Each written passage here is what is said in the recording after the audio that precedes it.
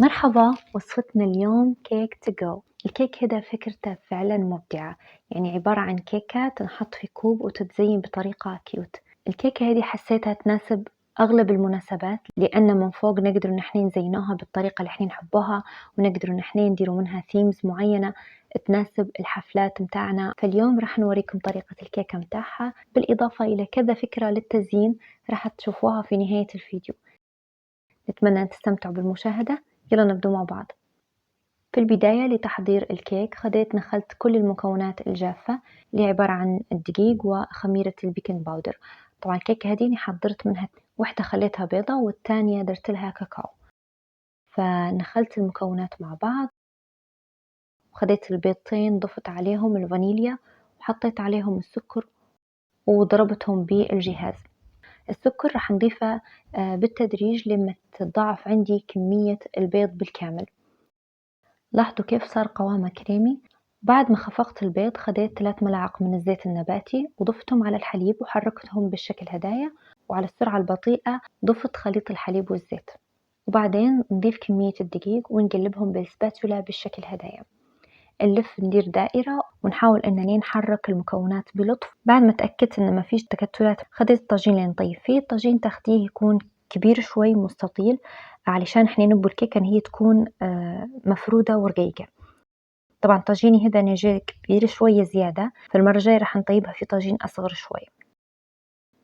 وهذه الكيكة صارت جاهزة، هي ما تاخدش وقت طويل على الفرن. طيب هذه نوعية الأكواب احنا راح نستخدموها، وتكون عندي القطاعات هادم بشكل دائري على 3 أحجام، لأن الكوب زي ما تشوفوا من تحت حجمه صغير ومن فوق حجمه واسع، فلازم ان احنا نقصوها بالطريقة هذه. فأنا قصيت كل كمية الكيك بالشكل هدايا.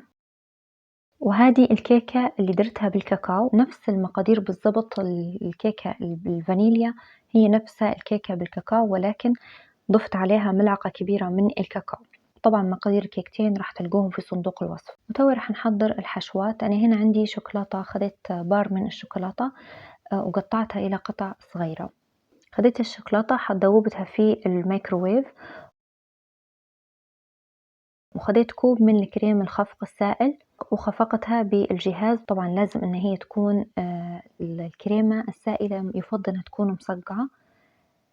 وضفت عليها الشوكولاتة اللي أنا ذوبتها في الميكروويف وخلطتها مع خليط الكريمة برفق. طبعا خليط الكريمة هذا اللي بالشوكولاتة ما ينفعش ان احنا نزينه به كيكة من برا، هذا بس للحشوات. طبعا درت حتى كريمة بيضة، خديت كريم شانتيه البودرة وضفت عليه الحليب يكون مصقع. طبعا الكمية للأمانة أنا ما نوزنش فيهم.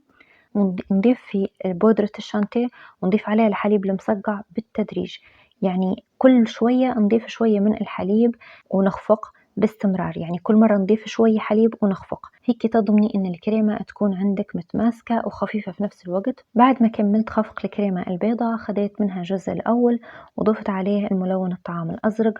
طبعا تضيفي بالنقطة لما توصلي للون اللي انت تحبيه. انا حبيت ان انا يكون عندي اللون البيبي بلو، فاخدت شوية من الكريمة وضفت عليها اللون الأحمر، وبعدين حطيتها في كيس، وبعدين نفس هذه الكريمة الحمراء هذه زدت عليها كريمة بيضة علشان تصير لونها بينك.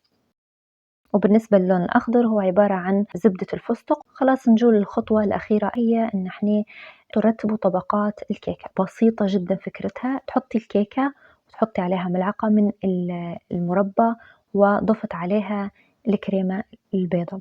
طبعا الحشوات تقدروا تبدعوا وتنوعوا فيهم زي ما تحبوا، تقدروا تديروا نوتيلا، كراميل، لوتس، مكسرات، يعني كل الحشوات اللي احنا نعرفوهم للكيكات تقدروا تضيفوهم. انا حبيت ان ندير حشوات بسيطة يعني بس بالكريمة.